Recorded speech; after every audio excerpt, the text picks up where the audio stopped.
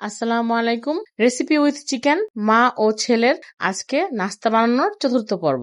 সবাইকে স্বাগতম test web চ্যানেলে। আজকে আমরা তৈরি করব চিকেন তান্দুরি পিৎজা, যা বাসায় তৈরি করা খুবই সহজ। এখানে আমি ইস্টকে হালকা গরম দুধে আধা ঘন্টা ভিজিয়ে রেখেছিলাম অ্যাক্টিভ হওয়ার জন্য। এখানে কিছু বোনলেস চিকেন নিয়ে নিয়েছি, লেবুর রস, আদা রসুন বাটা, হলুদ, মরিচ, জিরে গুঁড়া, সাথে চিকেন তান্দুরি মশলা, সয়া সস, গোলমরিচের গুঁড়া, লবণ, এগুলো সব উপকরণ দিয়ে কিছুক্ষণ মেখে এটাকে ম্যারিনেট করে রেখে দিতে হবে।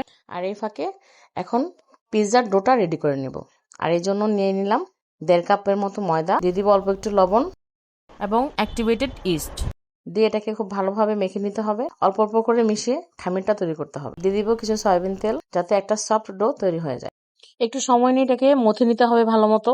এখন এটাকে প্রায় 2 ঘন্টা রেস্টে রেখে দিতে হবে। যখন ফুললি প্রায় ডাবল হয়ে যাবে তখন মনে করতে হবে যে হয়ে গেছে। এখন চিকেনটা তৈরি করে ফেলি। এখানে কিছু ক্যাপসিকাম কেটে নিয়েছি এবং পেঁয়াজ। চিকেনটা ভালোভাবে শুকিয়ে এলে ক্যাপসিকাম এবং পেঁয়াজ দিয়ে একটু সটে করে নামিয়ে নেব। আমার ছেলে চিজটা রেডি করে দিল, ময়দাটাও রেডি হয়ে গেছে। এখন এই খামিরটাকে হাত দিয়ে একটু ঘুরিয়ে ঘুরিয়ে রেডি করে নিতে হবে, যাতে খুব সফট একটা ডো তৈরি হয় এবং ভিতরে বাতাসগুলো বের না হয়ে যায়। টমেটো সসের সাথে 1 চামচ তান্দুরি মশলা, পিৎজা সস রেডি। এখন রুটিটা ফ্রাই প্যানের আকার দিয়ে তারপর কাঁটা চামচ দিয়ে একটু খোঁচা খোঁচা করে নিতে হবে। তারপর দিয়ে দিলাম সস এবং চিকেন সবজি। এখানে আমি তন্দুরি ফ্লেভারের মশলা ইউজ করেছি, যাতে খুব ভালো একটা ঘ্রাণ আসে। এই তো 15 মিনিটের মধ্যে আমাদের পিৎজা রেডি। আলহামদুলিল্লাহ, খেতে খুবই মজা হয়েছিল। আমরা সবাই খুব তৃপ্তি করে খেয়েছি।